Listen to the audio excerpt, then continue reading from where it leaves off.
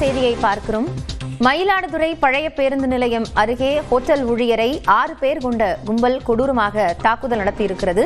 கூடுதல் தகவல்களோடு செய்தியாளர் கிருஷ்ணா இணைந்திருக்கிறார். அவரிடம் பேசலாம். கிருஷ்ணா, என்ன நடந்தது? இப்போ தாக்குதல் நடத்திய நபர்களை என்ன நடவடிக்கை எடுத்திருக்காங்க?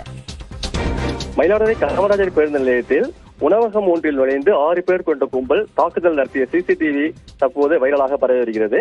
மயிலாடுதுறை பழைய காமராஜர் பேருந்து நிலையத்தில் செந்தில் என்பவர் உணவகம் வைத்து நடத்தி வருகிறார். இந்த உணவகத்துக்கு நேற்று முன்தினம் சனிக்கிழமை மாலை வந்த ஒரு சிறுவன், 17 வயது நிரம்பிய சிறுவன் ஒருவன், அவருக்கு உணவு கேட்டு மாஸ்டரிடம் நேராக சென்றுள்ளார். அப்போது மாஸ்டர் கடையை உள்ளே சென்று பில் வாங்கி வருமாறு கேட்டுள்ளார். இப்போ அதில் அந்த உணவக மாஸ்டருக்கும் அந்த சிறுவனுக்கும் இடையே வாய் தகராறு ஏற்பட்டுள்ளது. இதனால் ஆத்திரமடைந்த மாஸ்டர் அந்த சிறுவனை கன்னத்தில் அறைந்து உணவகத்தை விட்டு வெளியே போகுமாறு கூறியுள்ளார். இதையடுத்து அந்த சிறுவன் அந்த மாஸ்டரிடம் வாக்குவாதத்தில் ஈடுபட்டதால் கைகலப்பு ஏற்பட்டது. இதைத் தொடர்ந்து உணவக ஊழியர்கள் அனைவரும் சேர்ந்து அந்த சிறுவனை அங்கிருந்து அகற்றி அப்புறப்படுத்தினர்.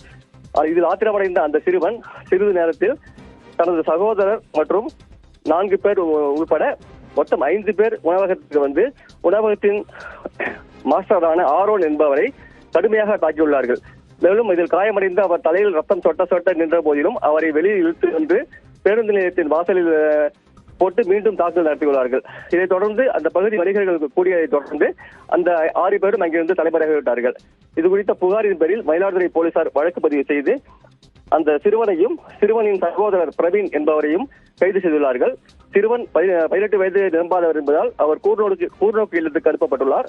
மேலும் பிரவீன் கைது செய்யப்பட்டு மயிலாடுதுறை கிளை சிறையில் அடைக்கப்பட்டுள்ளார். இது சம்பவத்தில் தொடர்புடைய மேலும் 4 பேரை மயிலாடுதுறை போலீசார் தேடி வருகிறார்கள்.